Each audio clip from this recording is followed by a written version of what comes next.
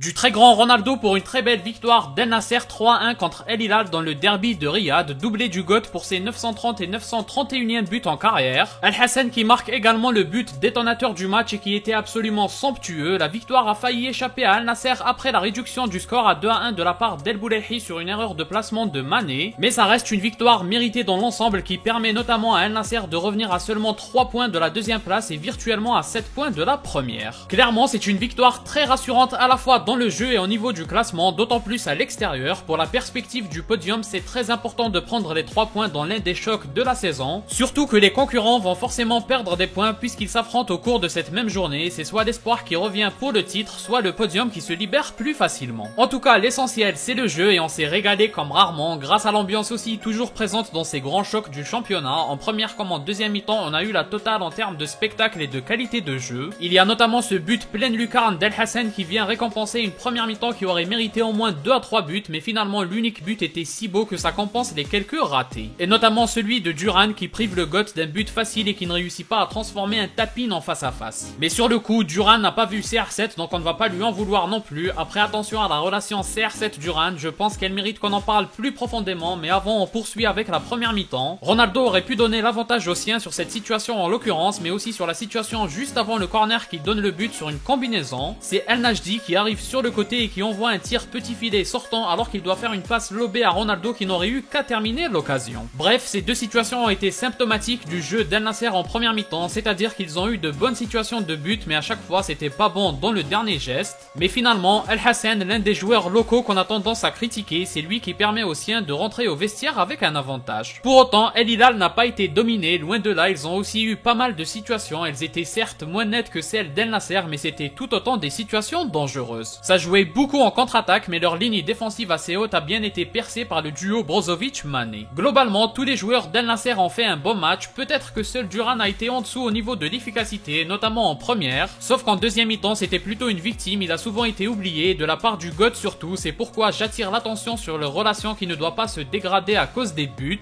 Là, certainement que Duran est frustré de ne pas avoir marqué, mais il doit accepter que c'était le soir de Ronaldo et pas le sien. En deuxième mi-temps, ça s'emballe, c'est le GOAT à l'origine et à la finition du deuxième but au retour des vestiaires, c'est une action parfaitement jouée par lui et Mané. Contrairement à l'occasion gâchée par Duran en première mi-temps, là sa présence a permis d'occuper un défenseur, et donc Ronaldo n'avait plus qu'un seul joueur à défendre sur lui. Bref, le placement et la finition pied gauche du GOAT c'était imparable pour Bounou, sans oublier la science du jeu à l'origine et la course pour être présent dans la surface et offrir cette option à Mané, c'est juste parfait. Forcément avec le 2-0 au score, El Nasser a commencé à être dans la gestion, mais ça se paye cash avec la qualité des joueurs d'El Hilal, ils sont redoutables sur corner, c'est le positionnement de Mané qui provoque le non-enjeu du buteur, mais le Sénégalais a fait un tel match digne d'un MVP qu'on lui pardonne facilement, surtout quand ça se termine par une victoire. Mais le foot se joue à rien parce qu'El Hilal a eu ses situations pour revenir au score, heureusement que les deux ailiers n'étaient vraiment pas très inspirés. Et finalement, c'est Duran qui obtient le penalty transformé par Ronaldo, c'est incroyable la puissance qu'il dégage, il est au duel contre deux défenseurs et c'est lui qui l'emporte, c'est typiquement ce que CR7 n'est plus capable de faire à son âge, mais ça permet clairement de racheter son match, c'était en quelque sorte le but qui actait la victoire pour El Nasser, même si derrière 12 minutes de temps additionnel ont été ajoutées. Au-delà des buts, on a vu par moments en deuxième mi-temps du Ronaldo digne de ses années 2008, il a mis 2 fois Koulibaly par terre, malheureusement c'était plus compliqué à la finition derrière et c'est justement des situations où il a oublié Duran et Brozovic dans l'axe. Brozovic va sans doute lui pardonner facilement en tant que milieu travailleur qu'il est, mais chez Duran on a senti de la frustration, même au coup de sifflet final, mais c'est dans la nature des buteurs donc c'est normal. Il faut simplement oublier ça dans les grands rendez-vous, notamment en Ligue des Champions asiatiques, et cette victoire est justement rassurante pour se dire qu'El Nasser peut aller chercher ce titre. Dans cette deuxième partie de saison, ils ont battu 3-2 et 3-1 leurs deux concurrents dans cette compétition, donc c'est porteur d'espoir, même s'il faudra aussi faire attention au club japonais. En tout cas, El Nasser en est capable, ces victoires-là permettent d'avoir la confiance qu'ils peuvent le faire. Après, ce sera bien sûr un contexte différent et des joueurs comme Laporte ou Otavio seront de retour en pleine forme à ce moment-là, du côté d'El Hilal aussi, donc ça sert surtout pour booster la confiance. Maintenant, pour conclure sur le match, on s'est vraiment régalé à tous les niveaux, ambiance, qualité de jeu, but, du grand Ronaldo, du grand Mané, Milinkovic-Savic qui fait des dingueries, Marcos Leonardo aussi à son entrée, bref c'était digne d'un grand match d'Europe et le vieux de 40 ans continue de briller toujours autant dans ses grands soirs, il a même tenté une reprise en plein air ce fou furieux, CR7 n'est vraiment pas normal. Mais quel bonheur aussi de voir les joueurs saoudiens se mettre au niveau, pour ma part c'est un match qui me redonne de l'espoir pour cette équipe.